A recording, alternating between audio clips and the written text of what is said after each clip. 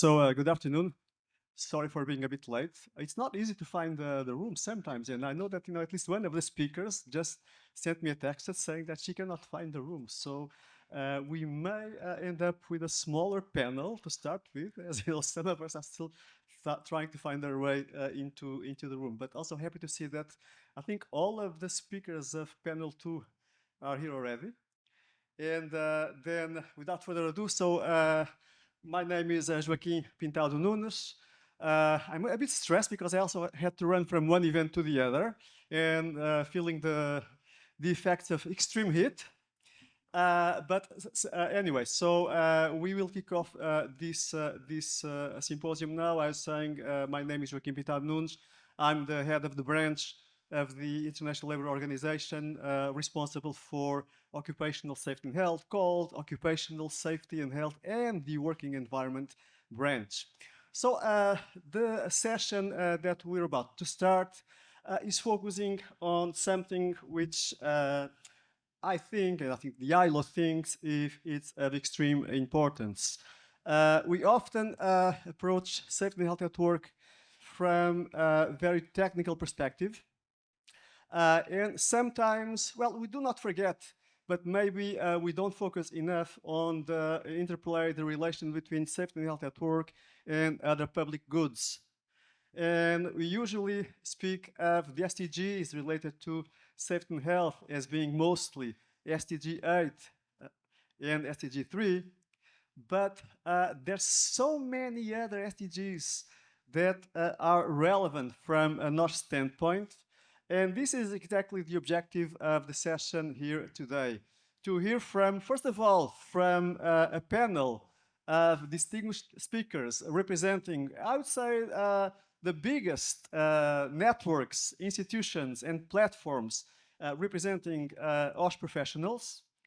And then we will be hearing from government representatives, employers and workers representatives, financial institutions, and other UN agencies, also on how this interconnection between OSH and other public goods and other public policies as well are so relevant, and what is being done to take the best advantage of the synergies between safety and health at work and, for example, poverty reduction, education, environmental protection, and so on. And also what is still lacking. And then I have a small provocation to our speakers on what would be the biggest call if they were meeting, for example, with heads of state in terms of a very strong argument for safety and health at work being very present in all that relates to economic and social development. So without further ado, we have a short video from the director of the ILO's Global Social Justice Coalition, Ms. Sana de Courcelles. And this is being displayed here because this event is organized under this coalition, which brings together, well, hundreds of different governments, employers organizations, workers organizations, the private sector, and also UN bodies. And without further ado, then we'll listen to the video. I hope that it will play well. Distinguished guests, greetings from Geneva. It is a true honor to share a few words with you today. First, I want to thank the government of Japan for making the Sustainable Development Goals a central theme of EXPO 2025 in Osaka. The SDGs are not just targets. They represent a shared promise to place people, planet, and dignity at the center of progress. At a time when the world is grappling from converging crises, from climate change and inequality to conflict and rapid technological shifts, this renewed commitment to the SDGs could not be timelier. The World Expo stands as a powerful symbol of what humanity can achieve when we come together across borders, sectors, and generations to shape a more inclusive, innovative, and sustainable future. For us at the International Labour Organization, the compass has always been and remains since our founding in 1919, social justice. To elevate this priority and collaborate with others, we established the Global Coalition for Social Justice, a platform that now includes over 370 partners, including governments, workers and employers organizations, international and regional organizations, financial institutions and development banks, enterprises, international non-governmental organizations, and academia, making it the largest multilateral coalition of its kind. Together, we are driving coordinated interventions across 6 priority areas aligned with the SDGs. Because only through social justice we can achieve lasting peace, and only together we can shape a future built on shared prosperity. Among the challenges we face, let me focus on one. Each year, nearly 3 million people die from work-related causes. This is a silent crisis and a preventable one. Because behind every statistic is a person who had the right to return home safe. That is why we firmly believe that occupational safety and health is not only a technical matter, but also a core issue of social justice. A just society cannot exist where people are forced to choose between their livelihood and their life. Ensuring safe and healthy working conditions is part of the ILO's fundamental principles and rights at work. This year, the International Labour Conference adopted the first ever international labour standards on protecting workers from biological hazards, showing that when we act together, we can deliver real change. The session today, held under the auspices of the Coalition, will bring together voices from the government, the UN, the employers, workers, civil society, and occupational health experts to explore how we can build stronger, safer, and fairer systems of work. Today is more than a conversation. It is an opportunity to accelerate action, to share good practices, challenge assumptions, and shape concrete solutions. This is the responsibility and the promise of this coalition. This is about people's life. This is social justice in action. I wish you a very productive symposium, and I look forward to the outcomes of your inspiring discussions. Thank you. So social justice indeed. And let me now introduce the speakers of our first panel, and starting with Vanessa Harden-Witcher, Chief Executive from the Institution of Occupational Safety and Health, IOSH. Also, like myself, suffering from the effects of extreme weather, and just arrived. We also have with you Mr. Sean-Kyu Kang, President of the International Commission on Occupational Health, ICO. We have as well Ms. Ana Ercoreca de la Cruz, President of the International Association of Labor Inspection, IALI. Ms. Ulrich Bollmann, a face that I think that we all know very well from all the years that she dedicated to the European Network of Education and Training in Occupational Safety and Health, ENETOSH. And Ms. Nancy Wilk, President of the International Occupational Hygiene Association, IOHA. As I'm not so sensitive to the effects of climate, and well, we are all suffering from it, I'll start exactly with Vanessa, even though I can see that Vanessa is still suffering very much from these effects. So Vanessa, IOSH was founded around 1945, well, it has been around since 1945, and you have more than 50,000 members in at least 130 countries. That's impressive. So from your perspective as a global OSH professional body, how can occupational safety and health be more effectively integrated into broader policy frameworks? And what role do you see for professional networks like IOSH in driving this systemic change? So I would like you to expand on this for not more than 4 minutes, please. if I can last that long. My apologies for being late. Thank you, Joachim. It's really my great honour to be with you this afternoon. And you are absolutely right. The foundations of IOSH were laid 80 years ago. And we actually just had a group of 60 very keen safety officers who were based in London in the UK. And they came together because they understood how vital it was to seek recognition and respect for our profession. They really wanted to develop and share knowledge, skills, expertise, and really importantly, have a unified voice that could influence policies and standards. So what you were saying really is from our birth.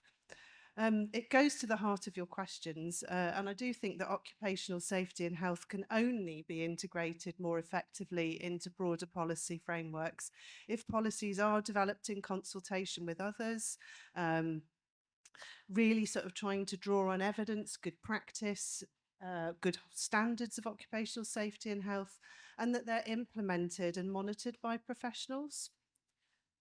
So we at IOSH believe that the most effective way to drive positive systemic change is through being the voice for OSH professionals.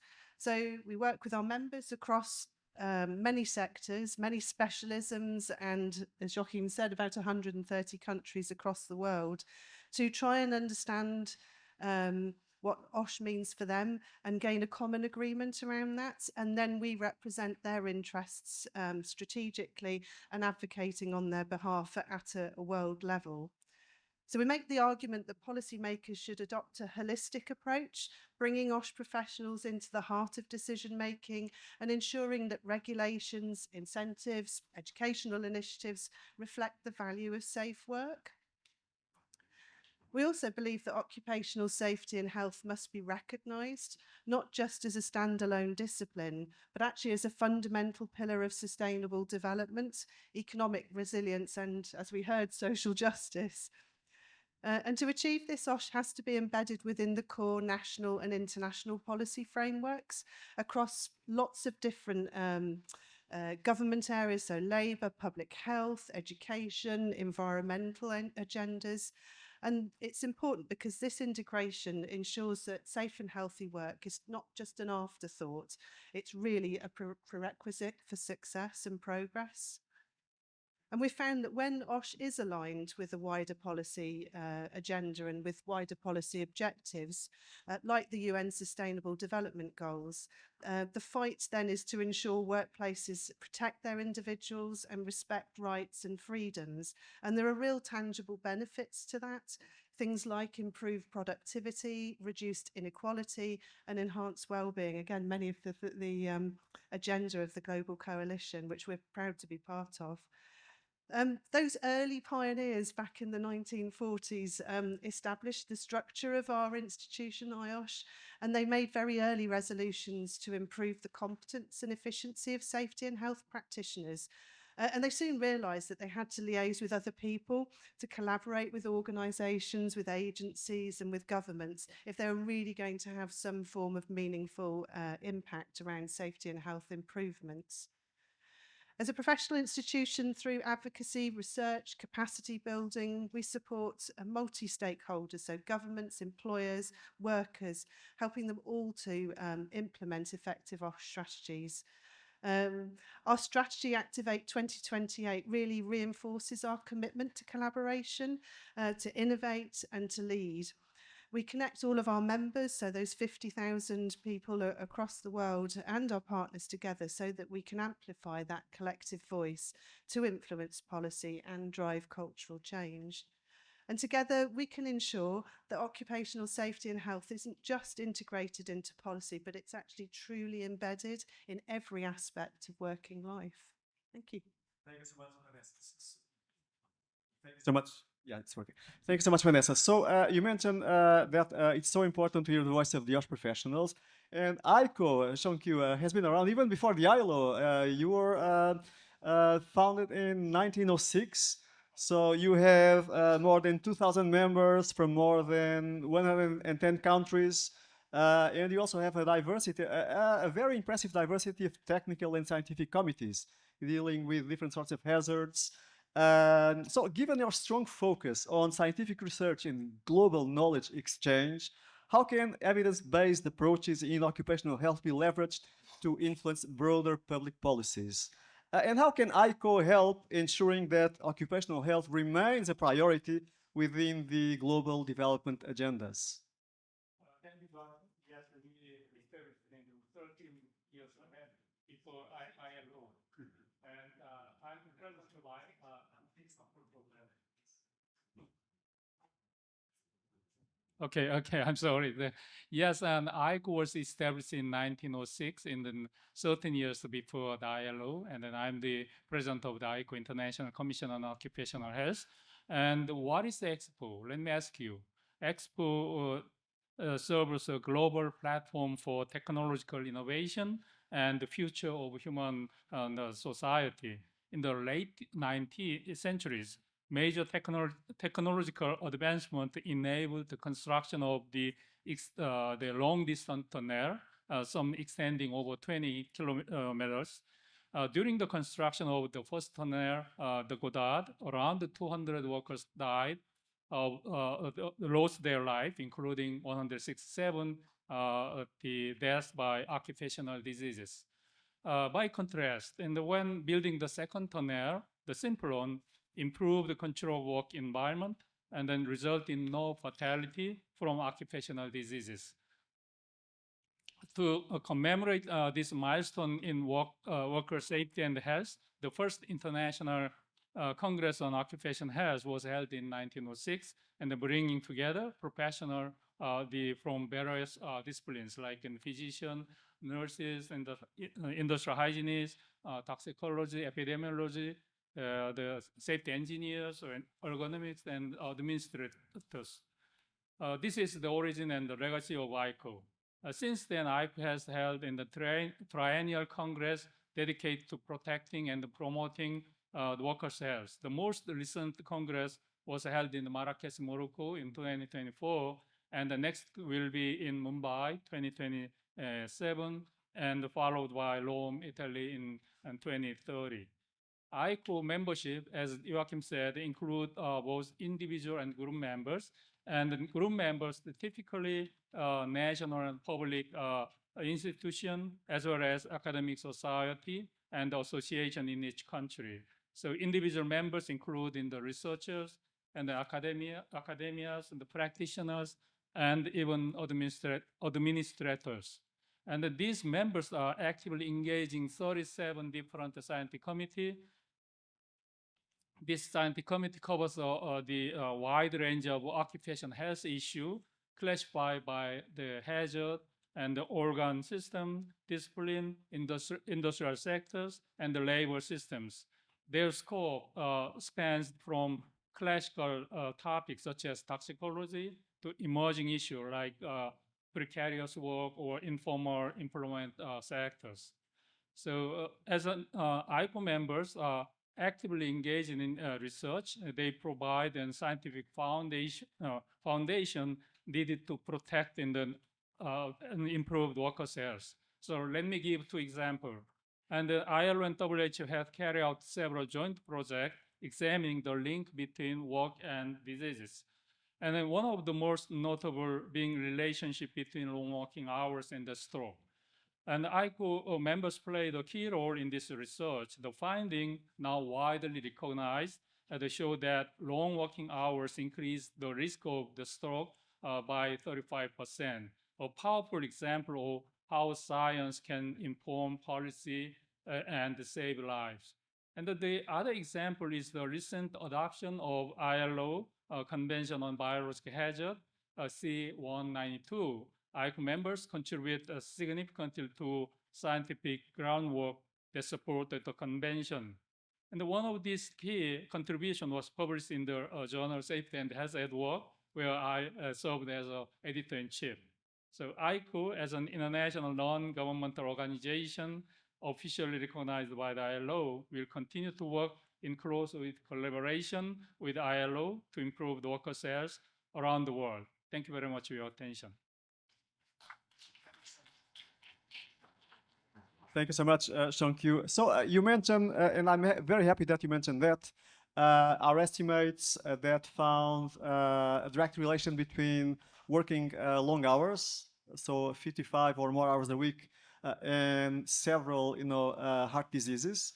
And this is, well, from one end, another proof that we do need more research and more evidence, but also another proof that indeed OSH is also related to other working conditions, including, working time, organization, etc. Anna, so IALI is representing more than 100 lab inspectorates, lab inspection unions, lab inspection associations. So what's the voice of labor inspectors, or what should labor inspectors say when it comes to this relation between OSH, other working conditions, other public goods, and what is missing so that labor inspection can really play an active and effective role in helping to give practice to OSH and again to the broader vision of OSH as encompassing working conditions in general. So, konnichiwa. Thank you so much. Good afternoon. Thank you for the fantastic organization of the EXPO, and thank you for bringing us together. It's a very good week, and we are more than happy to be here. Thank you so much, Joaquin, for inviting us to participate at this ILO symposium. As the video was already saying, everybody has the right to return safely home. More than 2 billion people are suffering from bad conditions, and work accidents are neither determined by fate or are unavoidable. They always have causes, and they always can be prevented by a strong culture of OSH. OSH is a fundamental principle, and all the OSH professionals, the labor inspector, the OSH professional, the trade unions, the workers, they have to play a key role. This morning during this conference, Malcolm was saying that everybody can make a little change, and if we all together work in order to obtain this role, we can somehow make it. Sometimes as labor inspector, when we find out and when we go to a visit and we find out that someone has died, we find out that a family, a friend, and their life has been turned out. And that can be prevented and can be avoidable. And that's why we feel that sometimes it's a very bad day. A long time, the workers were very tired spending working hours, more than 10 hours a day, and they created a movement called 10 hours a day, and they stop and they say, we are not going to work more than 8 hours. So 8 hours for working, 8 hours for free time, and 8 hours for sleeping. But one of the most important issues was the creation of the factory inspectors, so they can go on site, they can go to the factory, and they can control whether the law has been applied or not. But as we see, and as we saw recently, the labor law has changed so quickly, and world of work is changing so quickly. During all these days, during the GIS conference, we have been speaking about climate change. We have been speaking about informal economy, about the digital work, about the new forms of work, and we see that there are new and already challenges. For instance, in the climate change, as we see from labor inspector, it changes so many things. We are suffering for high temperatures. We are seeing that people are dying. For instance, in Spain, some workers have died for more than 40 degrees. So we have to pay attention. We also see that they're suffering for biological hazard. So that was very important that the ILO Convention was taken in place. And yesterday, I could read a report coming from EOSH, who was saying that up to 2 billion workers, more than 71% of working population, are exposed to excess heat every day. That means more than 9 of 10 workers' exposure to excess heat occurred outside of the heat wave. So new regulation, for instance, in Spain had to come into force, not only for the high temperature, but also for the floods, as you saw in Valencia. So workers, they need to know, and we have to help them, that they can go home if the temperature is very high, that it might be danger for their health if the temperature arrives more than 40 degrees. They can also go home and they won't get punished. They have their own salary if there's a flood and they cannot go. In Brazil, there's also a flood last year that was a very horrible conditions. And also the digital technology can help us. For instance, regarding the climate change, we can somehow have watches to control our temperature. We can have some vests to control our temperature. And labor inspector, we go to on site to control that they have water, they have rest, they have their proper clothes. We should not forget about the migrant workers, because migrant workers are the most suffering and vulnerable workers, because they leave their country behind. They're going to a new country, thinking they're going to find a better future to raise their children. And what is being said is new life, no shame, no fear, no risk. But sometimes what they find out is a completely nightmare. And that is why, because sometimes they need an economic revenue, so they have to accept whatever is being needed. In Brazil, the labor inspector has been dealing with slavery, and you have been done a wonderful job. And if the labor inspector will not be there, there will not be good working conditions. Sometimes they feel alone, and sometimes they also feel discrimination. Of course, looking for the future, we have seen how much the technology can help us to improve our standard of living. We have seen that with the mobile phone, we can book for a travel, we can work, we can do whatever we want to do. But also there's a lot of assets coming from the digital world. So sometimes it's good because we can prevent those others. We have seen it through the workshops during those days, the escalatons, or maybe to learn in the medical sector, in the climate change. All these related matters can help us to prevent those others and to prevent those working accidents. But as the professor was saying, we overwork, and sometimes digital is not helping us because we cannot disconnect, and that doesn't help us to improve our life and our health. So we should focus also in the mental health. And that's why not only labor inspector, but also all the professionals, we have to work together and close. And as Ayali, we are created in 1972. We are more than 100 members. And sometimes they see us as a bad part because we always enforce the law, we always comply the law. But I think that labor inspectors have to change also our mentality, because it's not only enforce the law, but also help them to comply the law.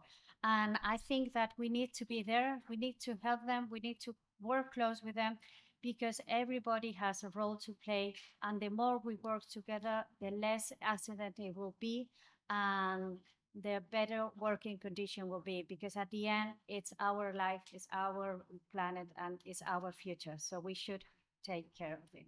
Thank you so much, Anna. So a round of applause, please.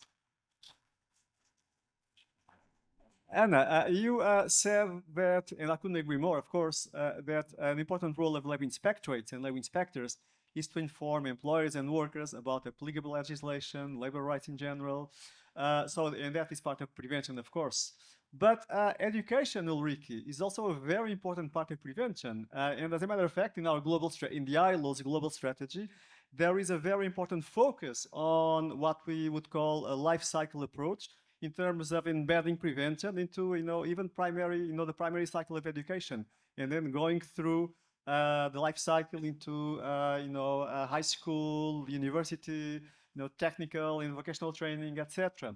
So you have dedicated so many years of your life to Ocean education. So can you tell us a bit more of how can education and training systems be more strategically used to embed a culture of prevention and integrate OSH into lifelong learning, exactly as the ILO is saying? And the second question would be, how does an institution such as NETOSH, with members from at least 40 countries, envision the role of education in linking OSH with other SDG goals, please? Thank you very much, Joachim, and let me thank you, first of all, for inviting Anatosh to this plenary, because I think that's not self-evident. We are a small, informal network, and here are the big players around me. But above all, I would like to thank you for the Shining Youth Congress yesterday. Jukka, thank you. which took place in the Shining Hall at EXPO. That was really great.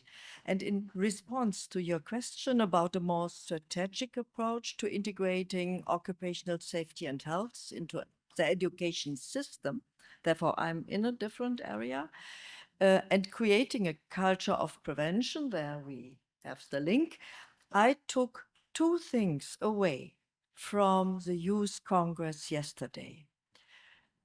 Firstly, that the fundamental prerequisite is a recognition of the dignity of all living beings. Or, as was said and sung yesterday, everyone carries a jewel within them. Very impressive. I will take this at home. Secondly, how important it is to give young people the opportunity to devote themselves seriously to a meaningful task, to develop solutions for the current challenges for OSH.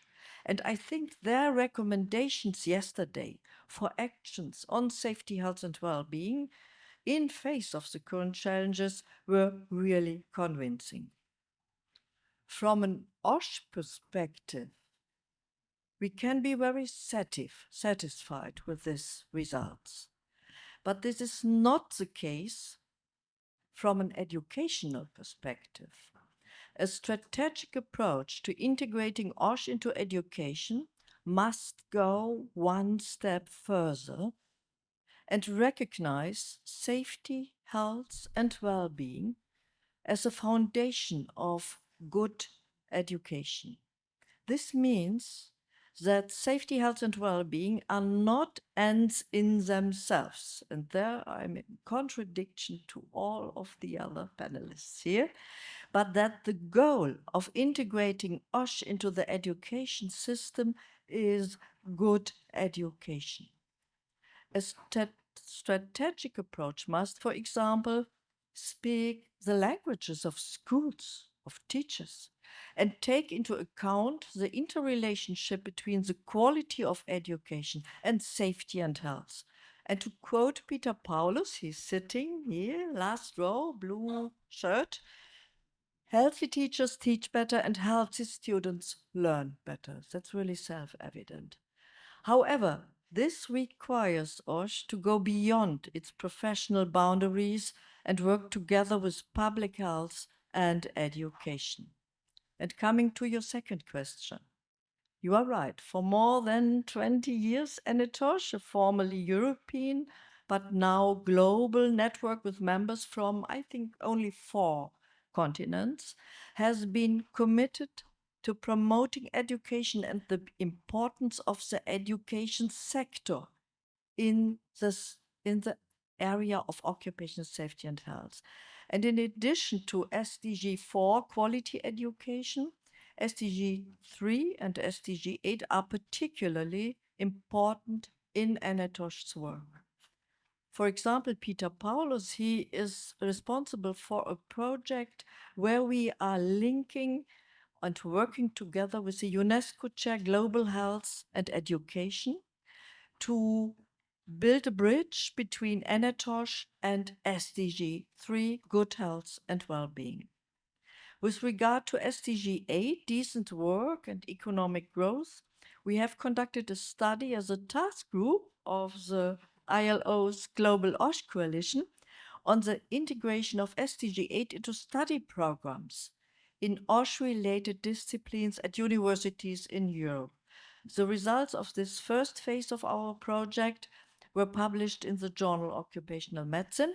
And immediately, when I'm back at home from Osaka, we will complete the publication on the results of our follow-up study on the integration of SDG 8 in universities in 7 African countries, based on our close relationship and collaboration with the network OSH Africa.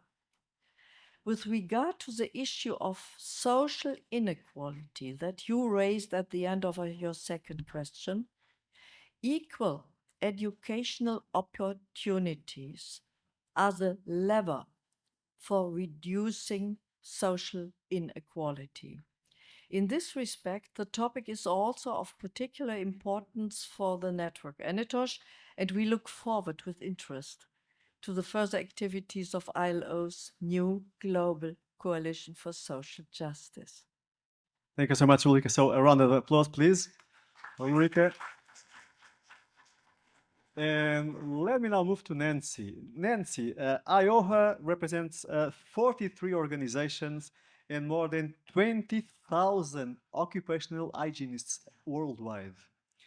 So given your expertise in hazard prevention and control, how can occupational hygiene contribute more visibly to public health and environmental sustainability agendas, especially in the context of the SDGs? This would be the first question.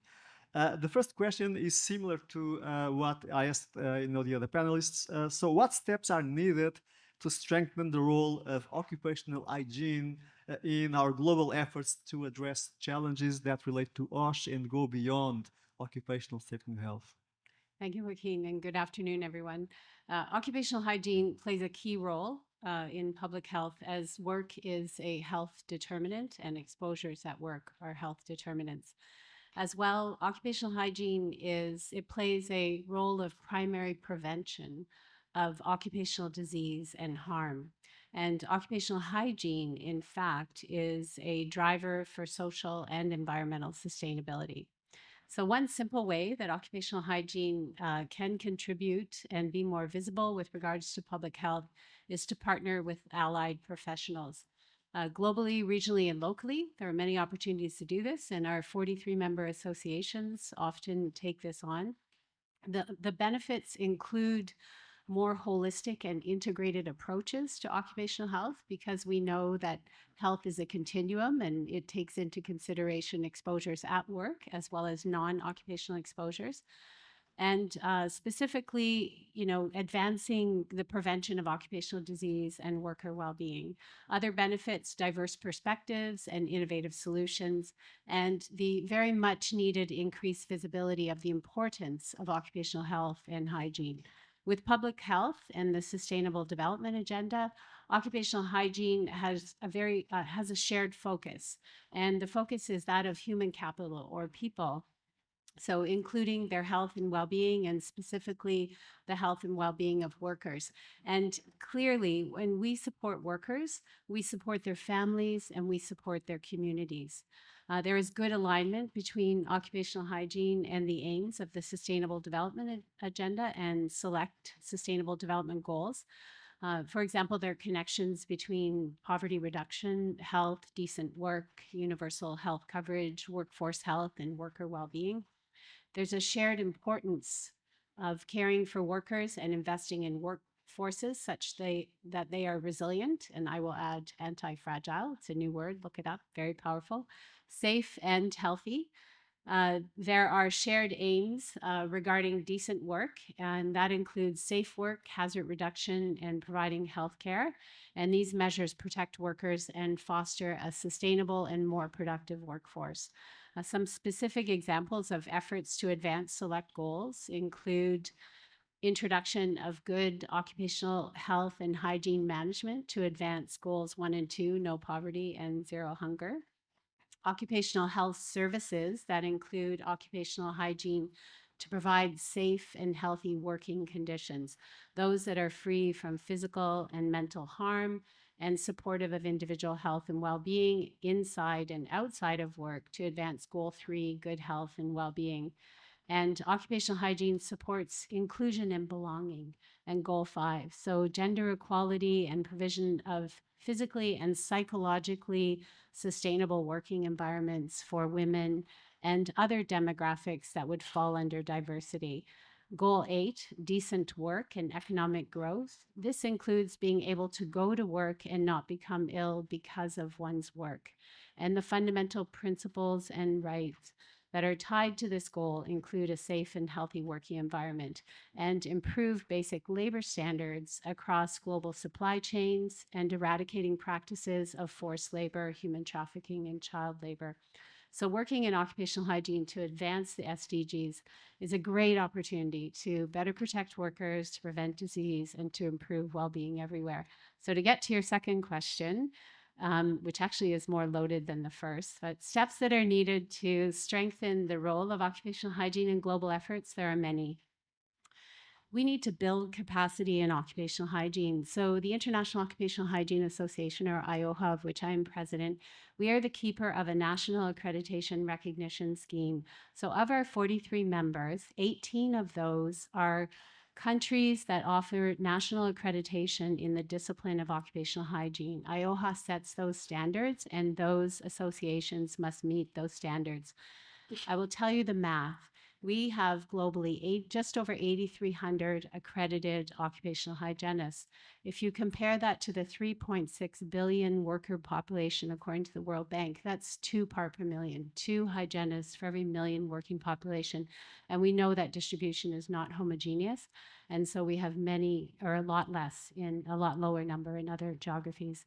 So we also need better anticipation and recognition of the stressors on workers that are related to the rapid changes to which they're currently exposed. And I call this the silent cry. This is something that we are not hearing, we are not seeing or feeling. And so we need to get better at anticipating and recognizing the stress that workers are under with regards to the rapid change in the workplace. We need new models. Many of them are outdated.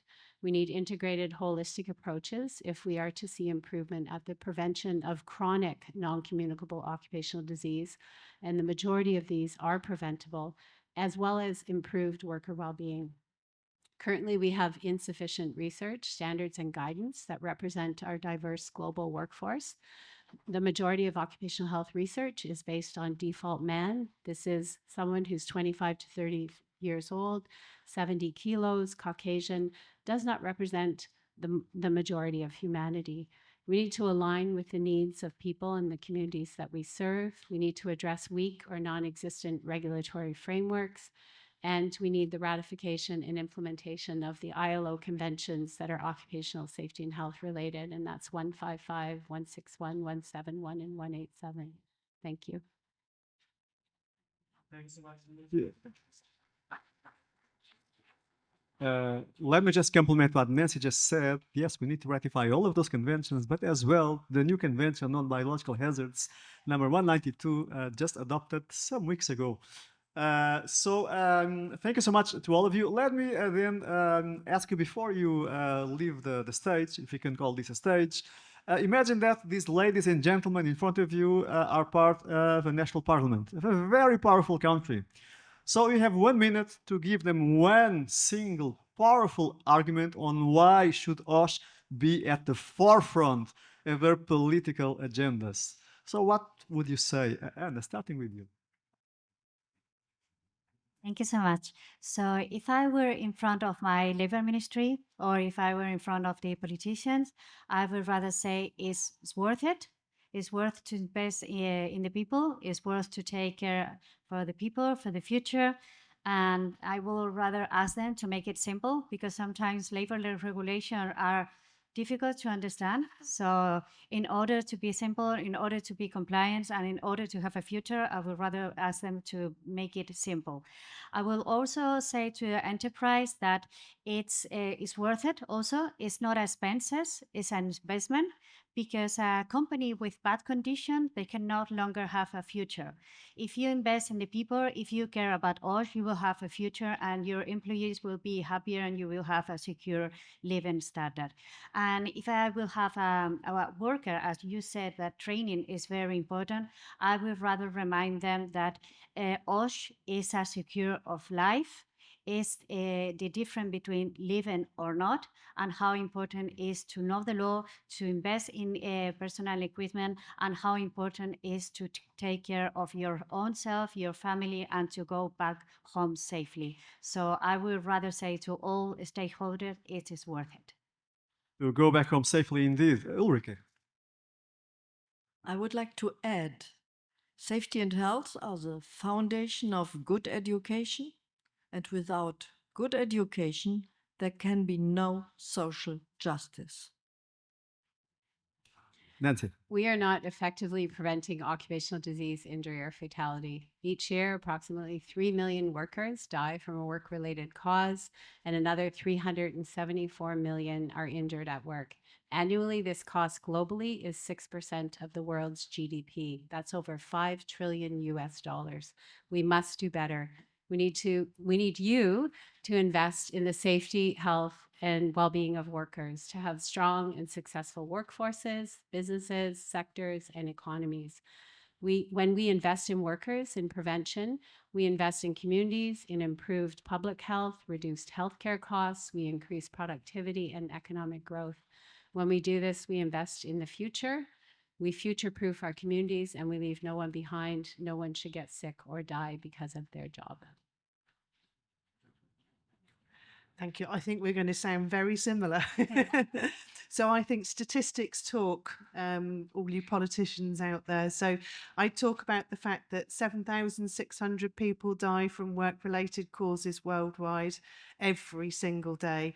That's 1 every 12 seconds. So I can't calculate how many have died in the time that we've been together, but it's tragic.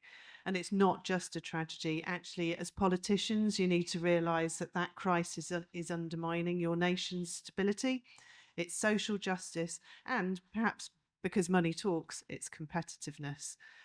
It's always the poor that suffer the most, and public trust in government erodes with every single preventable life that's lost. And you can change it. The power is with you. You have the influence to change things. And I'd say a couple of examples from the UK to Finland to Singapore, all quoting statistics about how doing this well can really reduce the number of deaths. So I think statistics really talk. It's so important that we make this a national priority because it can really strengthen economies, make them more competitive, and importantly, be cohesive. So the lesson's clear for all you politicians: decisive leadership to guarantee safe and healthy work saves lives and builds lasting prosperity. Yeah, I would say occupational health is not just about in the workers' health or human rights issue. It's a national imperative. Without healthy workers, there can be no strong economy, no violent society. If you want your country to thrive, you must invest in occupational health. And through ICO, you have the global expertise to make it happen. Thank you. Thanks a lot. So if I count all together the number of organizations that you represent, we have some thousands in here, correct? And professionals even more. So good to hear this common approach coming from the OSH professionals. So a final round of applause to all of you. So can I add the one more thing? In the general, when I attend in the OSH conference, OSH, the things, and then we say occupational safety and health. But then we write in the occupational safety and health, but actually there's only safety issues. And we usually ignore the real health problem. So sometimes we say the mental health, but then think about that. Lots of the workers died of the cardiovascular disease, long working hours, some job stress, and then respiratory disease caused by the different dust or something. That there's lots of the work-related cancers, but we generally ignore this one. So I just emphasize everybody, you are here. When you say occupational safety and health, please think of the health. Thank you. Indeed, according to our estimates, 90% of fatalities related to work are because of work-related diseases. As a matter of fact, I think, correct?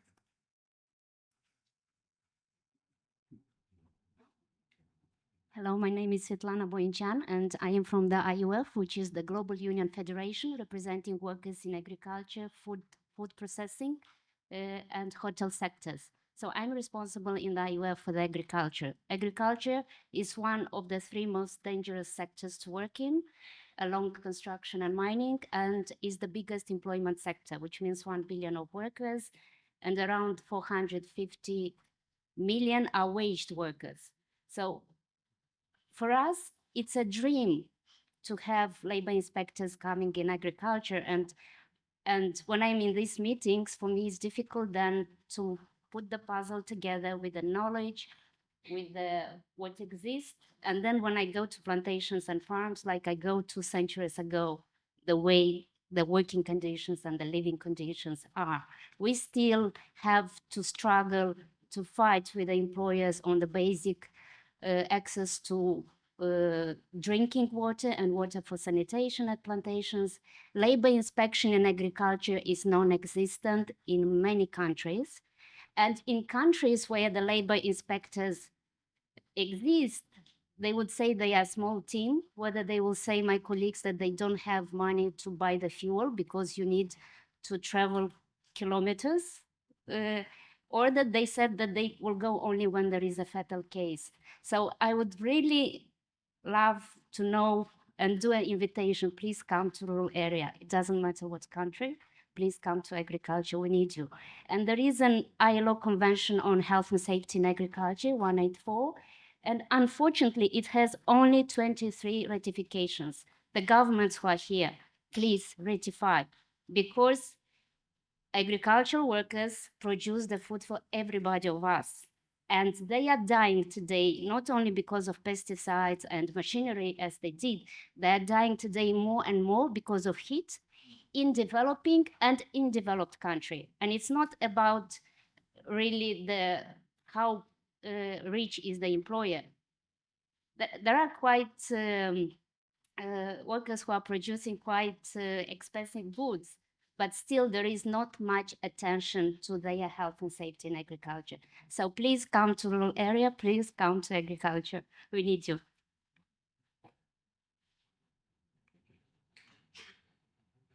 Well, before moving to the second panel, I'm not sure if someone wants to add something to this. We'll have some time, hopefully, for a short space for Q&A before ending the session with both the panels. But I think Anna wants to react to this remark about labor inspection, don't you, Anna?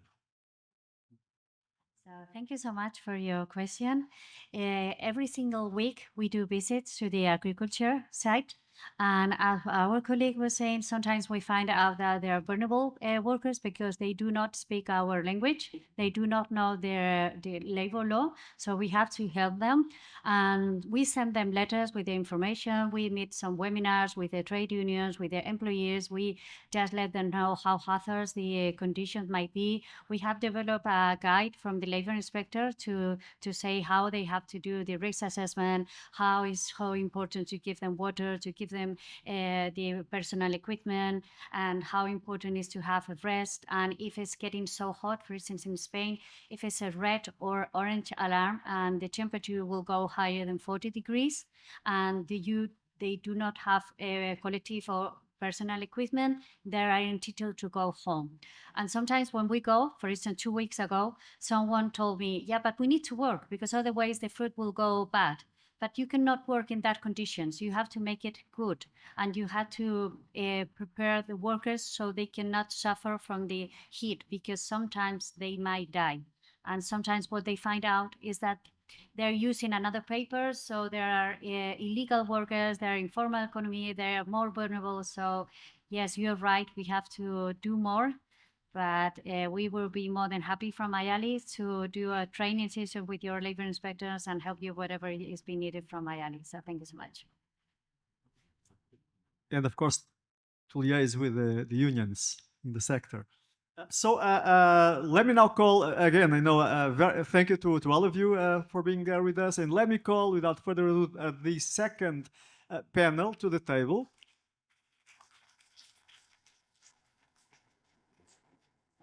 Yeah, they'll stay with us, so any question that you may have, they'll be able to reply to it before. So with us, we'll have Mr. Saul Guerrero Ateiza, Director at UNICEF's Asia Pacific Pillar Office. Not sure if Mr. Brian Riley from ADB could make it here today. I haven't seen him around. Maybe not. Also, well, let's go. We have Linnea Wikstrom, the Global Director for Construction and Health and Safety from the Building and Woodworkers International. We have Mr. Pierre Vicenzini, Special Advisor at the International Employers Organization. We have with us Mr. Guilherme Schuch-Candemil, head of the International Affairs Department from the Brazilian Labor Inspectorate. He has accepted last minute to replace Mr. Zhao Li from the US Department of Labor that unfortunately could not make it to Osaka.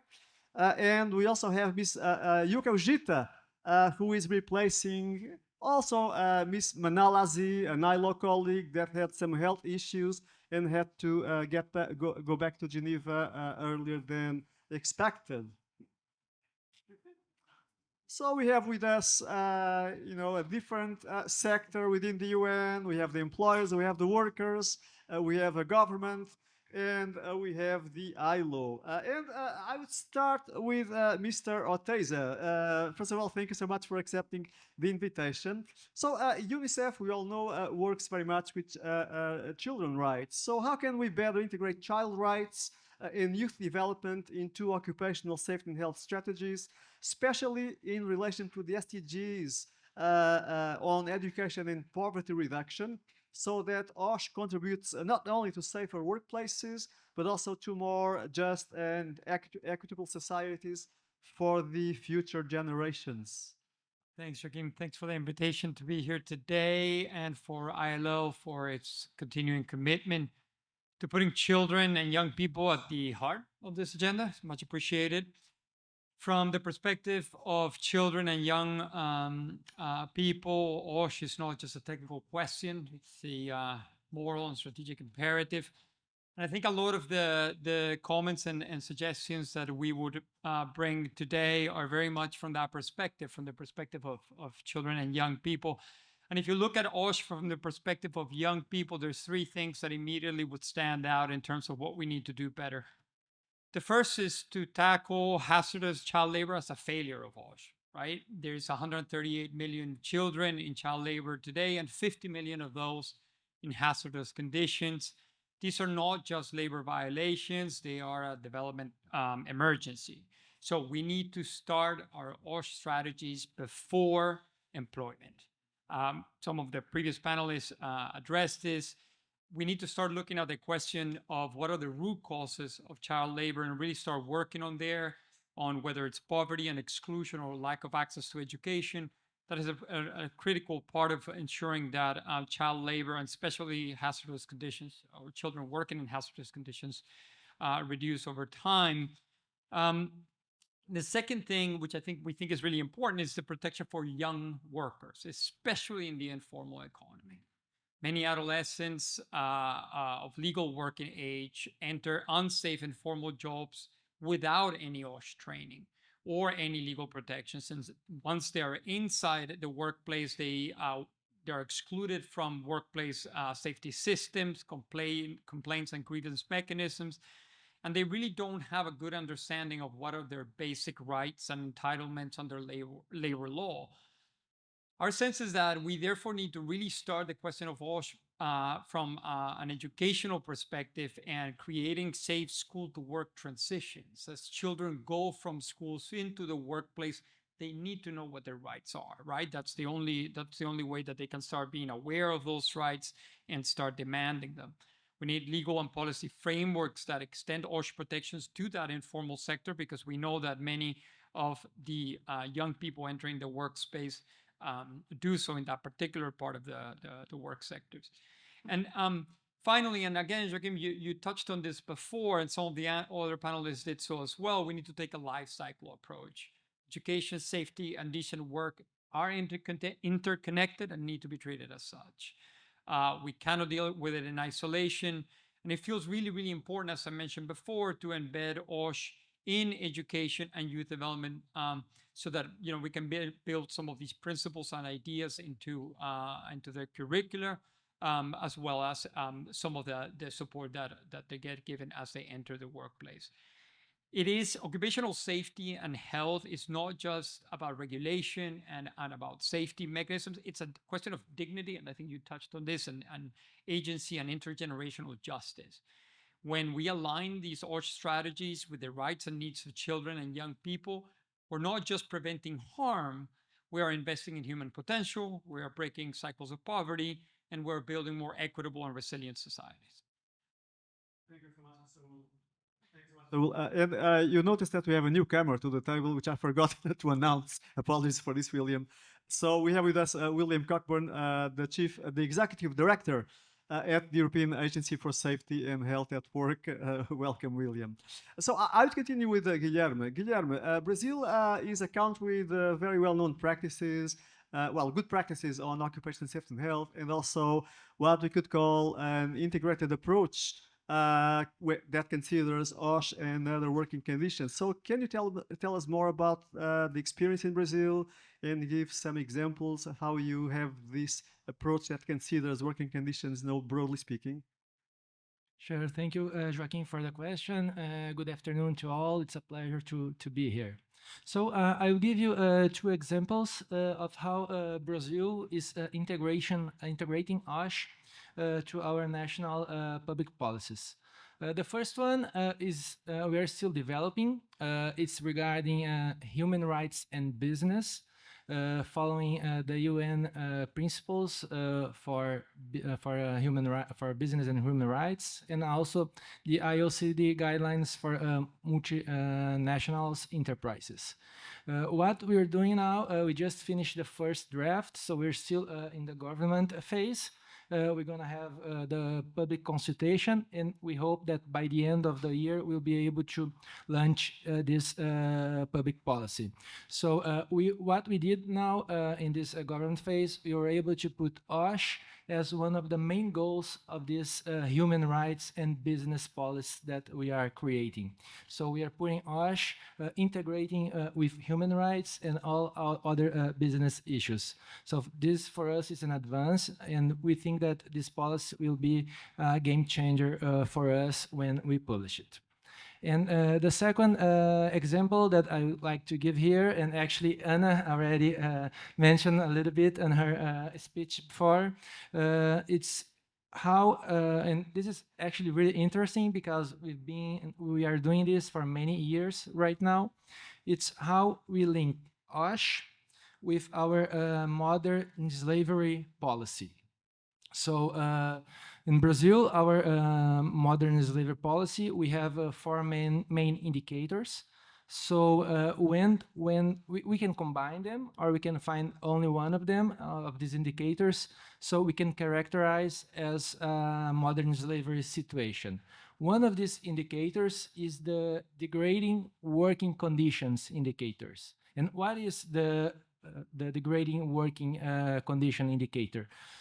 So, for example, when in the workplace we do not have drinking water for the workers, or when the workers they have to stay for many days or weeks in that workplace, so the accommodation it's a really dirty accommodation. The workers do not have bed, or they have to sleep in the floor. Usually it is really bad places, dirty places where there is infiltration. So when it's raining, the workers have to sleep with water. Or sometimes we have even like insects, like spiders, and in the rural areas we have sometimes snakes in these accommodations. Or the workers, they do not have a place to shower in that accommodation, so they have to go to rivers or to lakes to bath themselves, to clean themselves. Or, for example, they have to use the same clothes to work when they're putting like pesticides in the crops, and then they go to this accommodation, they don't have a place to put these clothes and change it for new ones, and they have to sometimes sleep with these clothes. So when our labor inspectorates, they go to the field, especially rural areas, and they find this kind of situation, we characterize this situation as a degrading working situation. And then we have the labor inspectors, we have to rescue these workers, and we characterize as a modern slavery condition. And this is how we integrate this, because this usually is OSH conditions, integrating conditions. So we integrate this harsh conditions with our modern slavery policies.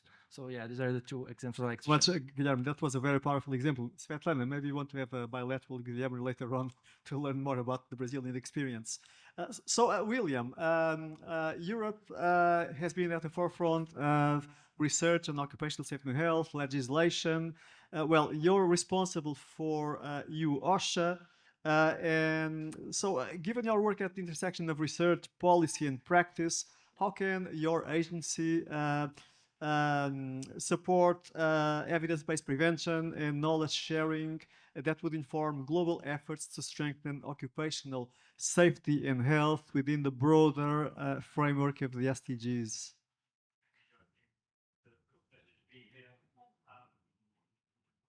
I think Pierre wants to say something before you take the floor. No, it just wasn't switched on. It's working, isn't it? We've overcome that digital challenge. Yeah, no, it's a pleasure to be here and to be able to say a few words about the European Agency for Safety and Health at Work. We're only 30 years old compared to some of these very long-standing organizations, and we're very small. We're just 65 people. But I think our strength is working through networks, and that's very powerful. I think another element that's very powerful, and that's referring here to having a high-level framework, and the SDGs provide that framework. They give direction, and they allow coordination and cooperation and cross-policy working. And within Europe, the SDGs are then further, more specifically declined into the European Pillar of Social Rights, again, fostering cross-policy working, which is so important.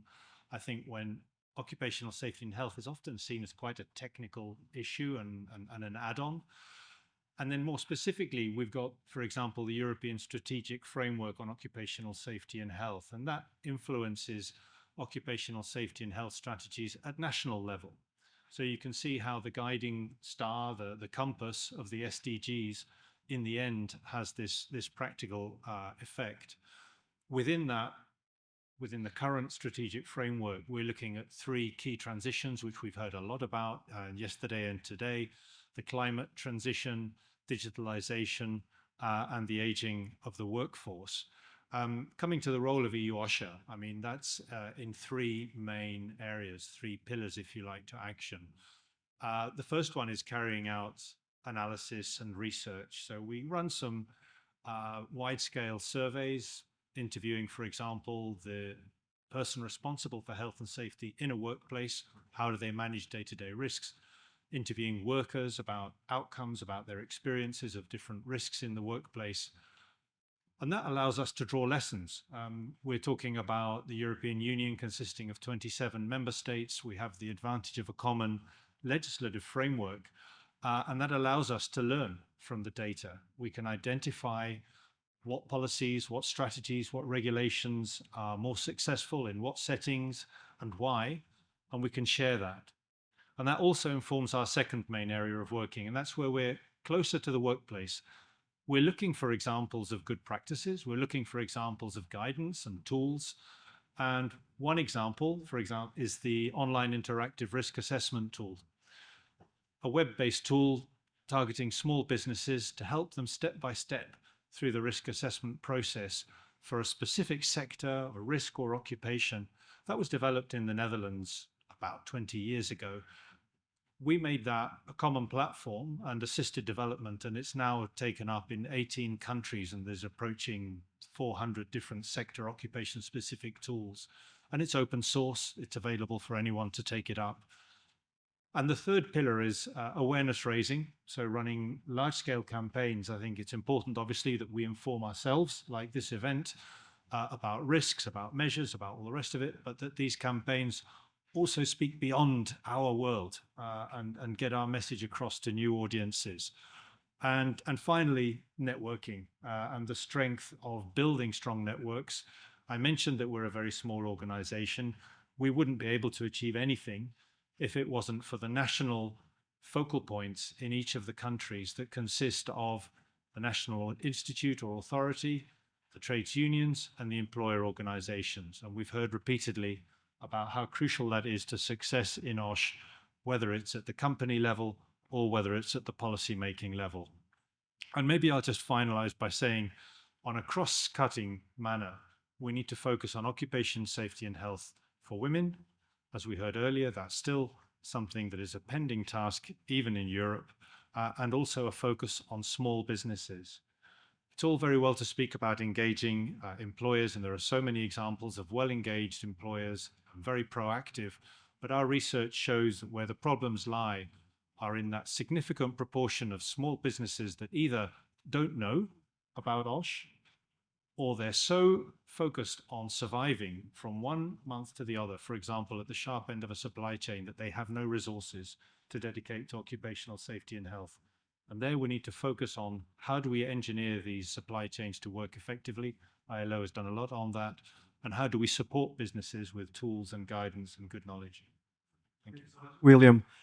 So this is a very good entry point for the employers. Pierre, the employers and companies are under growing scrutiny in terms of due diligence, supply chains, social and environmental frameworks. So how would you say that employer organizations and employers themselves could have an active role in leading, and reframing OSH not just as a compliance issue, but as something that is core to the business and a real driver for competitiveness? And what should be expected from the private sector in this new, very complex environment that we all live in? Well, thank you, Joachim, for this opportunity to share our perspective, and good afternoon, everyone. Well, I think we all agree on the fact that the changes and global uncertainties in which we are living pose many challenges.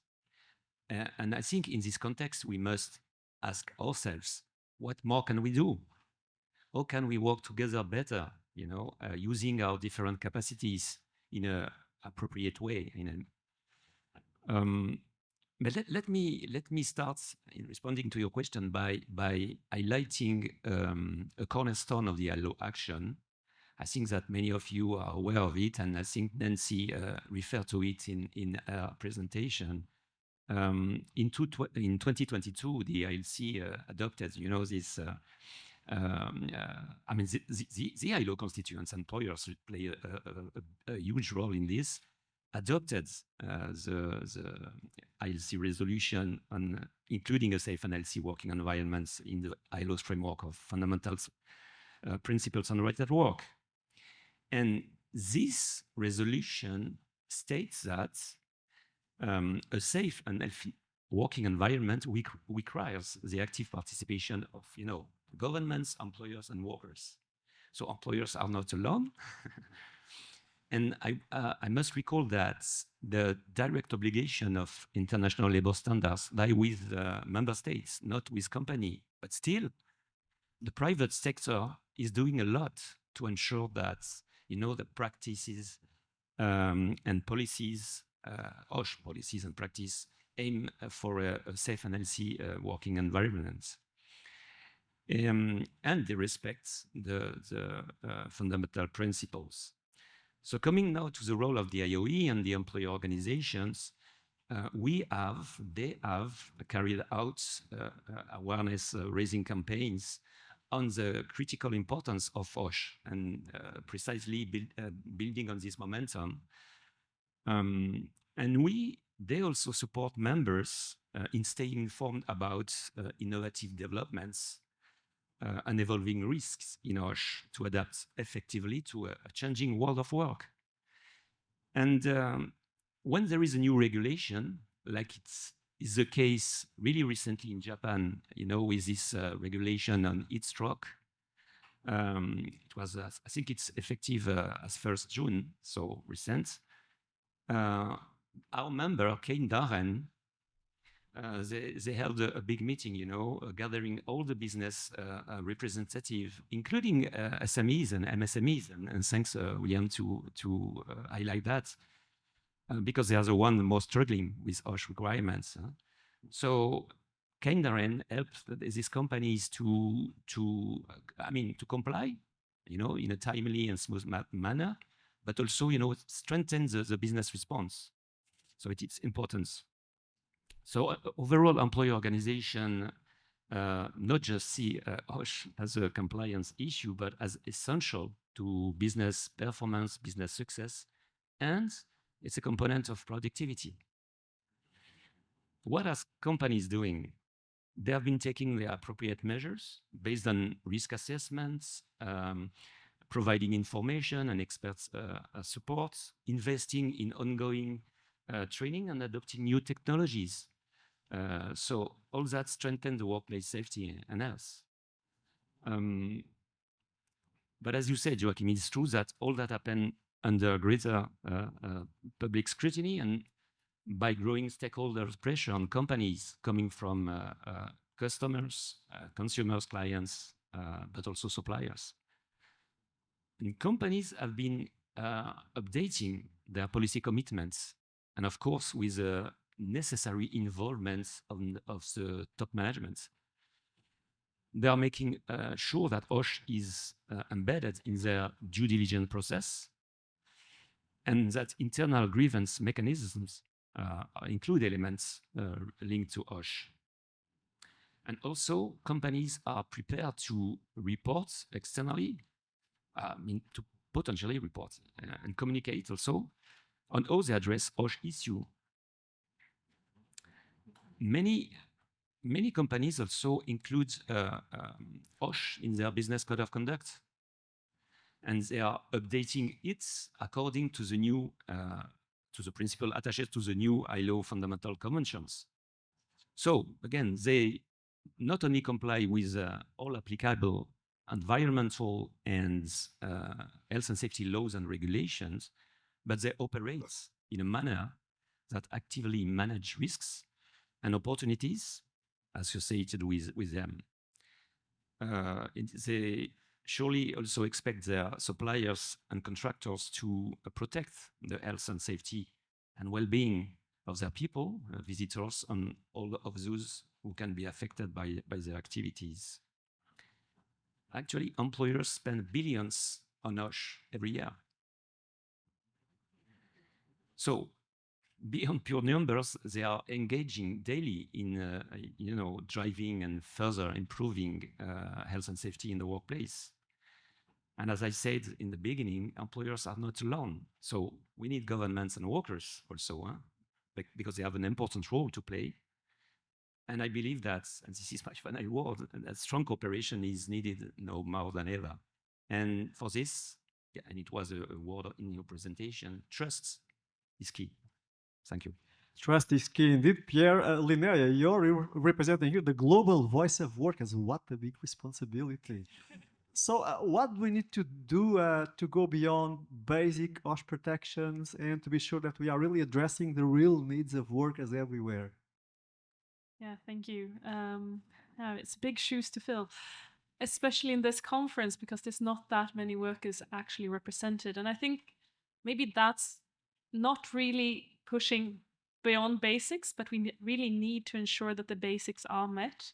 And what we often see, that we heard speakers yesterday talk about the importance of social dialogue, and many forget that the civic space and for freedom of association is really shrinking in many countries. We have more informal workers. We have people that do not dare speaking up. And if we don't first start with the freedom of association, which might many forget that that is a part of OSH, then we won't have the workers being able to speak up. And just as Pierre said, if you don't have the workers as a part of the process, OSH management systems will never work. And I think we need to start there, because we had also many in the opening remarks yesterday saying, oh, we need to have a CEO on board. Yeah, it's great to have a CEO on board, but if you don't hear from the workers, they are the only ones that's on the site every day. So I come from the construction sector, and what we really see is when we talk about pushing beyond basics, it is really to have a holistic view on when you look at OSH issues. So this means that a construction project, very little can be fixed when the project is up and running and the budget and the planning is already done. So what we really need to think about is to have social dialogue, inclusion of trade unions, workers' voices from the beginning of the project. Because, and this is also putting pressure on everyone and using everyone's leverage. Because if the client doesn't set a realistic budget, the contractor, the employer, will never be able to do the OSH measures needed.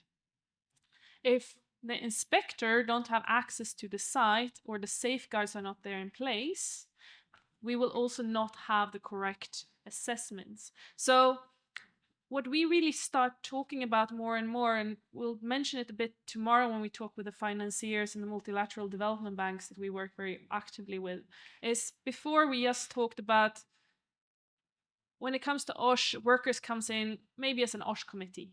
You have some safety rep on the site. But that is way too late. So when we want to push beyond basics, we need to consider the budgeting, the timeline. For a construction project, every construction project, and I do inspections in construction for more than 10 years, you work extensive overtime.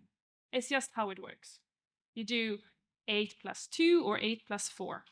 And I always say, I know that 24 hours can be divided into 3 shifts just as well as 2 shifts. But you always have 2 shifts. So we really need to start discussing, looking at all of those aspects. If you do a timeline for a project, can you actually deliver that within ordinary working hours? Because if we don't consider the overtime, then we're going to miss that injuries happens when workers are tired.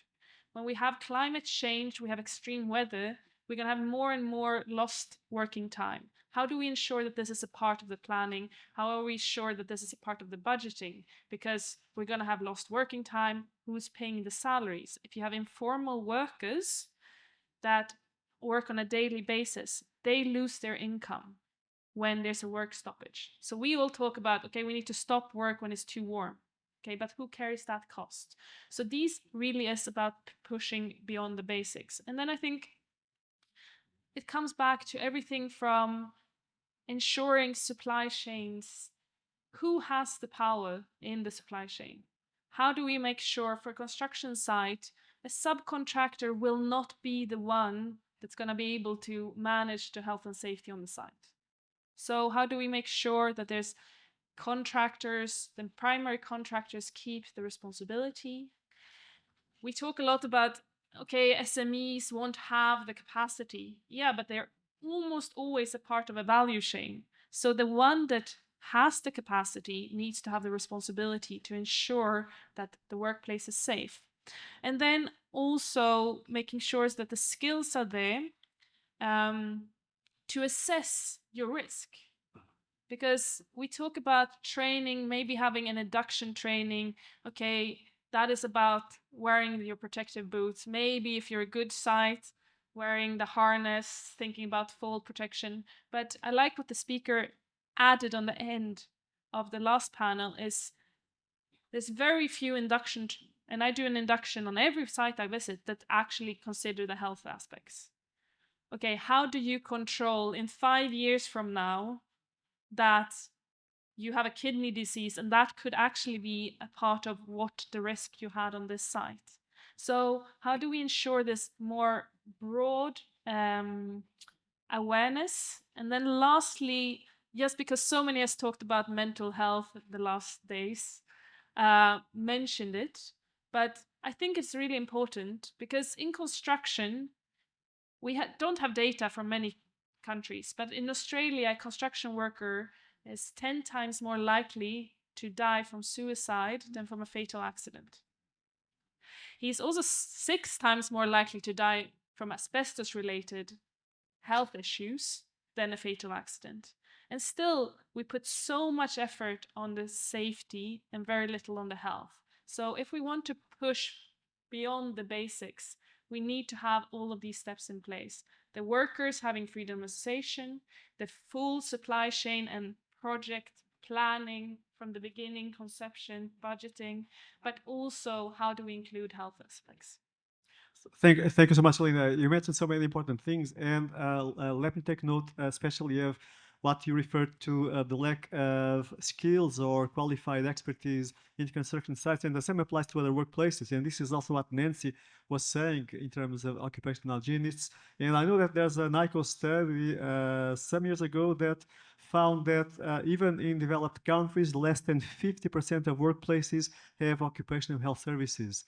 And this drops up to less than 20% in developing countries. So this is the state of affairs that we have. And this leads me to a question I have that I'll address to Yuka. Yuka, you have worked in ILO Geneva at the headquarters. You have been working in Bangkok for some years now. You work with 20-something countries. OSH is now a fundamental principle right at work, but we still see so many gaps and weaknesses in our member states. So what's missing? What should be done so that progress moves a bit faster? Okay, interesting. Good. All right. So yes, actually the recognition of safe and healthy working environment as fundamental principle right at work is the landmark, the movement, the achievement. And then now Convention 155, 187 is the fundamental, the conventions. But in practice, actually the ratification of the convention is not the magic solution. Even though the member states ratify the convention, for tomorrow, the safety and health is improved? No. Actually, the application and implementation is more important. And that is the gap, the big gap. Then the ILO provide the technical assistance to member states to the policy level or the legal level. At the same time, we provide the intervention, the assistance at the workplace level. That combination is very, very important. And always we need the support from our social partners, the employers and government. But actually these days, especially in this region, ASEAN and Pacific, is this decision by the ILO member states is the very strong engine. Now is the big movement we can see in this region. And very interesting, each of the constituents, government, employers, and workers, each of them recognize the needs and importance of the OSH, and they take action actually. In terms of the government, to ratify the convention, apply the convention, they need to change, they need to update the OSH law. Not only the OSH law, they need to improve the enforcement system and also compliance mechanism. So that is the very big, the sequence of the actions. And the employers now recognize the benefit of the safer and healthier working environment to their business. So in this region, responsible business conduct or the business and human rights is a kind of trend. And for example, in Japan, many of you know the Kenko Kei. Kenko Kei is a kind of what you call maybe the Keidaren-san is very well. That is supported by the government to improve the safe and healthy working environment, and that is contribute to the business. And in fact, it works, no? And it's not only in Japan. Many other countries have that kind of initiative to support the business and the safety and health. And thanks to EOSHA, you have the excellent research project, financial, what is that? Incentives of the safety and health. So now is the very good, this kind of activities getting together, and also the workers, they recognize they need to improve their capacity of workers themselves, not they listen, not ask the employer to take action, but workers themselves, they need to increase their capacity to take action by themselves. So these actions are ongoing now, but Joachim, the ILO cannot do everything, right?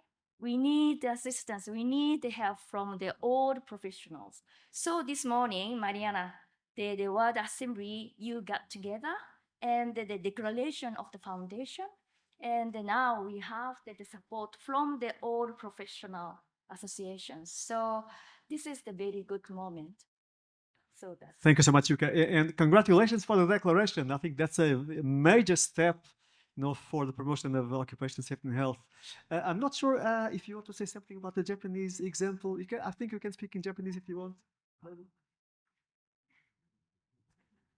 Thank you very much for giving me an opportunity to speak. Let me make a few comments on the explanation of Yuka-san, Ujita-san.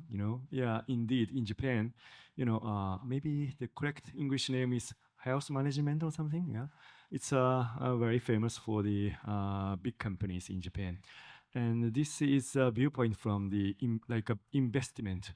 That because these activities is organized by METI. It's not a Ministry of Health, Labor and Welfare. But what is an important point is how to make a good environment of the occupational safety and health. Labor law is a regulation for the company, so a bit status a bit very different.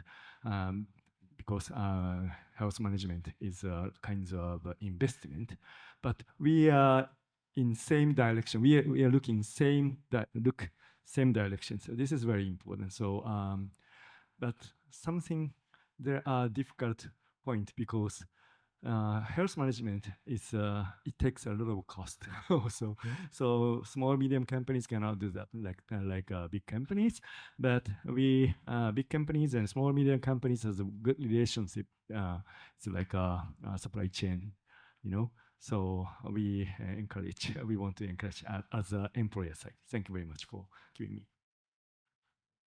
Thank you so much. And a bit of marketing here because we are speaking about financing. Join us tomorrow for our session on sustainable OSH funding. And let me finish this panel before moving to the Q&A. I think we still have around 10 minutes. Just asking also for a bold statement, not more than 1 minute. So we are already thinking of beyond 2030, in terms of the UN goals, etc. So now imagine that this is an assembly that is going to prepare these new goals at the UN level. So what would you recommend so that OSH is forefront in terms of global commitments? Maybe starting with Saul. Thank you. Yeah, for us, the answer to that question is easy. No child should be forced to work in unsafe or exploitative conditions, period. Right? The new generation of OSH commitments should have zero tolerance for hazardous child labor and universal protection for young workers, right? I guess our assumption is that the only way we're going to get to a point like that is if we tackle the question of the ambition of OSH to not only continue to operate and develop as a technical field, but also to start being seen as a core pillar of human development. From a youth or a young person's perspective and from a rights perspective, protecting young people in the workplace isn't just a question of safety, it's a question of justice, and it needs to be treated like that. Pillar of human development, indeed. Linnea, do you agree with this? I think it's quite easy now to answer after you, because I could just change child to worker. So I will read, what did you say? No worker should be forced to work in unsafe or exploitative conditions. Why do we limit it only to the children? I think I also want to add one aspect, and that is to be aware about what is an unsafe and exploitative condition. Because the problem is that many of our workers are in such an informal position with so little awareness that they don't know what is an unsafe and exploitative condition. And if you don't know, then you can't stop working and you can't protest it. Because what we really see on many sites, this is too long, but really short is someone said, yeah, but he wants to work 7 days a week. Yeah, because he thinks that's the only way to earn more money. But because many people don't know that, but you should force to earn more money on the safe hours. So really having that awareness needs to be included. But otherwise, I completely settle for no one should be forced to work in unsafe conditions.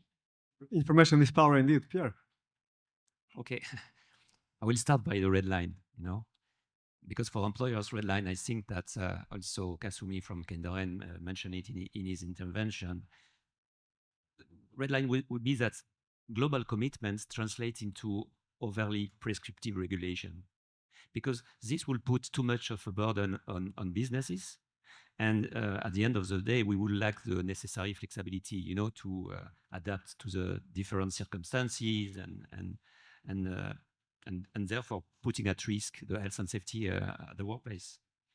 And also jobs, purely and simply.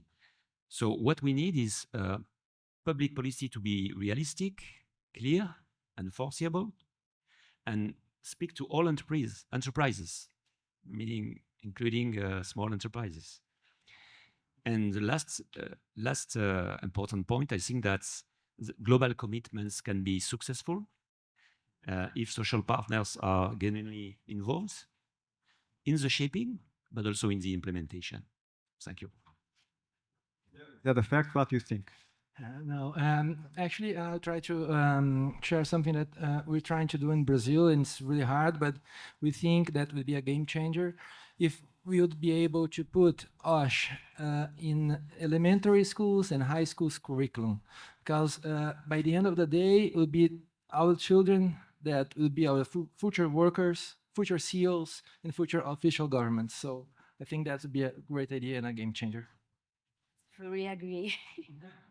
And I think the role of the ILO, actually the one of the UN agency, is to beyond the member state one country. Our role is to pick up identify the good practices and share that good practices the other countries beyond the member states. That is our role, because we need not to start from the scratch. I'll take the luxury of restricting myself to the EU, where there's a strong ongoing discussion now about what the policies are long-term, and defense and competitiveness are there. And I think we have a very strong argument when it comes to competitiveness because of the aging of the population in Europe. It affects us here in Japan as well, but in the next 10 years, we're going to lose 10% of the 15 to 64-year-old cohort. That's equivalent of 1 million workers per year over the next 10 years. It'll be the entire equivalent working population of that age in the Netherlands, the 7th largest in the EU. I'm trying to say it's quite dramatic. And yet what we're seeing is more and more young people leaving the workforce for prolonged periods because of mental health issues, older workers leaving the workforce because of musculoskeletal disorders issues, predominantly poor back pain. You know, this is critical. We can't just rely on upskilling and reskilling and immigration to sort out and to make up and keep us with an effective labor force.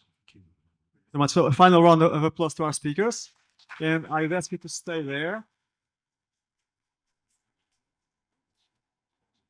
So I think we have around 10 to 15 minutes, well, 10 minutes for questions and any comment, remark, anything that you'd like to tell us. So please go ahead.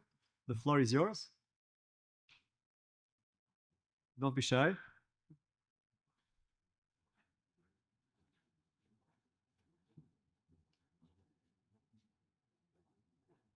Hello. It's a bit of a reflection on the comment about agricultural workers that you made earlier, and some of the panel discussion where there was a repeated theme of how often people in the informal economy go under the radar. And of course, the two are related. Many people who work in agriculture are in the informal economy. So there are organisations doing something about this. So IOSH is one of those organisations. So we have a sector group that specialises in bringing people together to look at OSH in rural industries. So that's one thing, maybe we can connect people together. And the second is we've done some charitable work in West Africa with shea butter workers. So these are people who grow and harvest and onwards produce shea butter. Many of us, of course, use this product in our moisturizers every day. and they were working in the informal economy.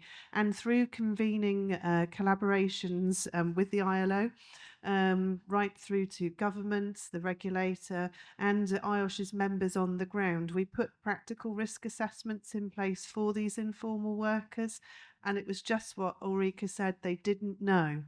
They did not know that they didn't have to work in these kind of environments. So I think the lesson that I took from this is that we need to educate people about what their rights are and that there is another way of working. And then bringing those collaborative partners together really makes the difference. So we're very grateful to the ILO in the country for sponsoring that work. And we know the government is now really grateful because these people are no longer in the informal economy. They're now recognised and under the protections that we talked about in our first session. Indeed, Vanessa, thank you so much. So we still have some time for additional questions you may have. Yes?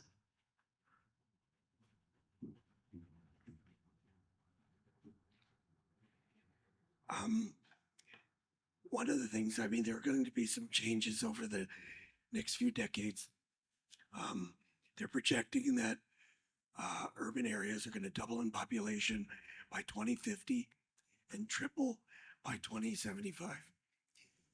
So we've got a movement, particularly into climate and things like that, of a lot of agricultural small village people moving into urban settings, and the nature of work changing to becoming more manufacturing, whatever.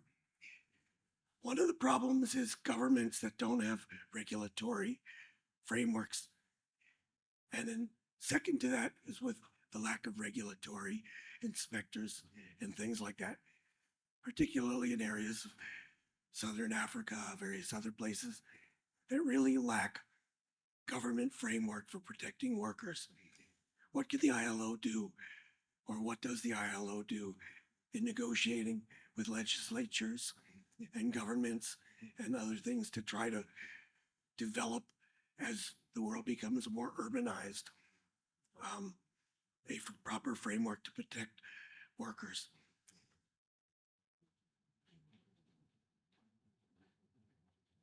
Thank you. And before replying to this question, I'll ask Yuka. But let's see if there's any other question before we close. Yes, please. I think we only, there's a microphone here. Not sure if it's working. Let's try. It's working. Right. Azman from Malaysia. I represent company of IE Selangor. IE is water in English. Selangor is a state of one of the state of Malaysia. Okay, I interested related to the construction beyond of the basics, right? So in my experience, it depends on the what we call this company. If oil and gas, I have experience in 20 billion project in one of a major project in Malaysia. Is oil and gas. Fatigue is management is very, very crucial. You're talking about the budget and also the what we call this timeline. So 80,000 workers in that time. So in oil and gas company, they have very good in terms of fatigue management, in terms of to measure the body clock. So we work 12 hours, 7 to 7, of course, with a certain numbers of rest or break time. But in terms of other companies, not in oil and gas or not in the very good budget, so certain numbers of workers are pushed to works beyond the working hours. What is your thought in related to this? Whether it depend on the organization. Until the stage in my country, the safety officer, we call safety and health officer, that is registered with the Department of Occupational Safety and Health, required to get a help from the authority, come and inspect. But that is for low budget, what we call this related to safety. But in case of higher budget, every 28 April, we celebrate what we call this ILO OSH World Day. We have a mega toolbox. So that is a budgeted company that they put in the what we call this early of the project budget. So what is your thought in this to make a balance between the the high end company that is normally oil and gas and compared to non-oil and gas? Thank you. Thank you so much. Let me maybe ask Yuka about the first question, maybe with any example you may have from the region in terms of this one, the first one. You may also reply to the second one. I think Linnea maybe has a word to say on this one. If Pierre also wants to react, not necessarily. So Yuka, the first. Especially for the Malaysia question, actually the ILO working with the DOSH, Department of OSH, and also other organizations to strengthen the capacity of OSH in the small and medium size enterprises. Of course, oil and gas has the very good OSH management system, and they need not the ILO's assistance, but still the more than 80% of the company is they belong to the SMEs or the micro-sized. So we have the specific training programs, capacity building, and also the support the company to establish OSH management system. And actually, the Malaysia ratified 155 last year, and just a few months before, you updated OSH law. And now risk assessment is mandated in all workplaces, including mental health. So the things is ongoing. Let's work together. Thank you very much. Thank you, Yuka. Maybe Linnea wants to have a word to say. Yeah, of course. I think what you're highlighting is exactly what I'm trying to cover. So thank you for letting me expand on it. What we see is people see it just as a cost in construction, that health and safety is just a cost. But we're getting more and more studies, and I would thank the people who do these studies, which is people in the room, which says, I have one study that says, if you just have an OSH budget in a construction project, it doesn't say even how many percent, just that there is an OSH budget, your project delivery will be 2% quicker. That correlation. 2% doesn't sound much, but if it's 2 months, people like to have their road there 2 months earlier. This is what the multilateral development banks want. So I think we really need to start doing this argument on what you gain from it, also the productivity of the workers. And then when it comes to extensive overtime, which was one of the issues you raised, I did an inspection in Nepal last year, and it really comes back to enforcement as well. Because Nepal has a very bad law when it comes to overtime. They have extreme overtimes that's allowed, but still they don't even meet that. And after every inspection, I do a training for the main ministries, the main clients for infrastructure. And the question was simple. I showed the timesheet and I asked, what's the problem? No one sees the problem. I asked, what is the maximum amount of hours you're allowed to work in your country according to your law? So I don't even go into international standards. I don't care. But this is ministry people managing these projects that doesn't know what is the maximum working hours. So we come back a bit to the information.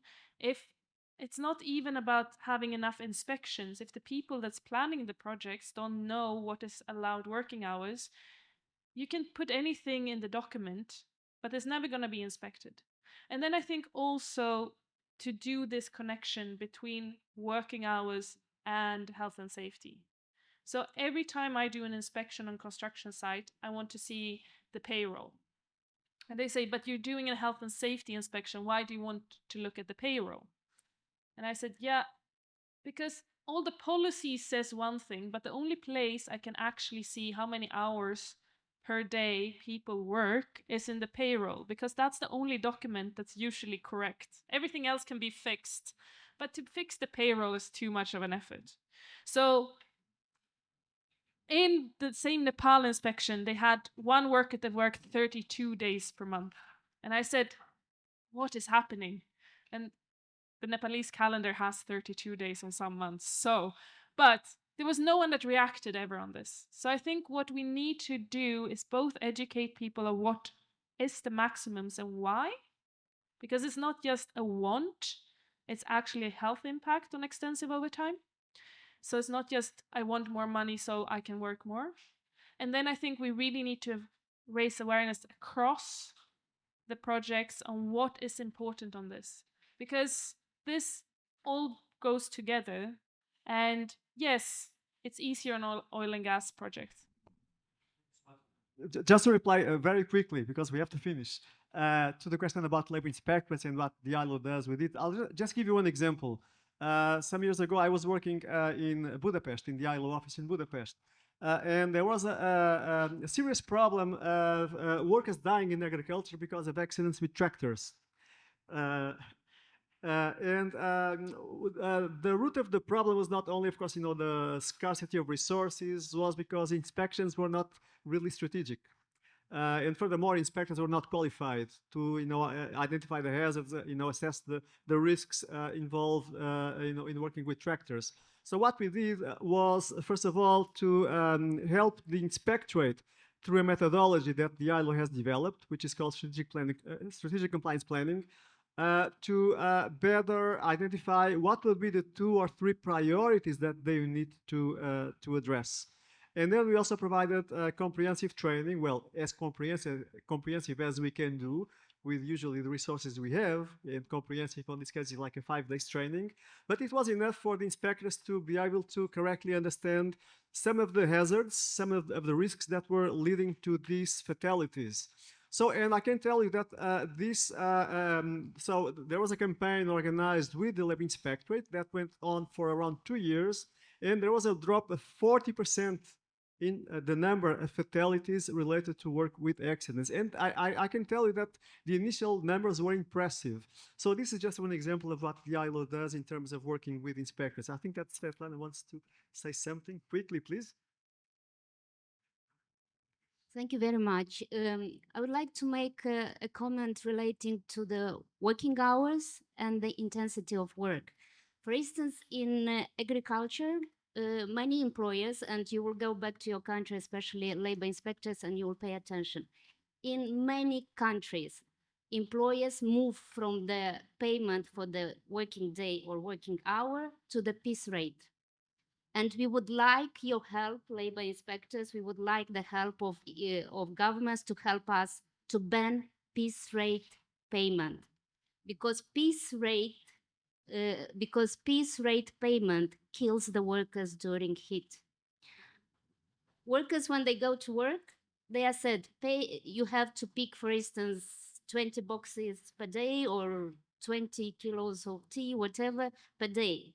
And this, they put a minimum quota to be, for that working day to be considered is worked, and they get a payment. During the heat, they are workers in agriculture doing physical work, which is increasing the risk to heat.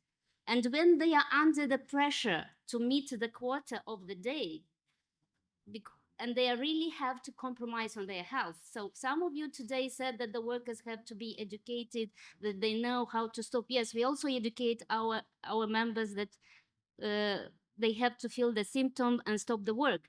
But this is not enough, because workers in agriculture, many still receive less than $2 US per day.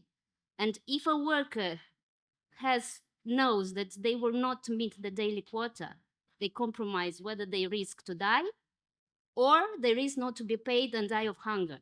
Because many agricultural workers, we feed the world, but they are among the food insecure and among the hungry people. So on the piece rate, on the high quota which employers are imposing, it's a very high risk on workers, and we need your help on that, especially those who do the regulations and do the standards. Thank you.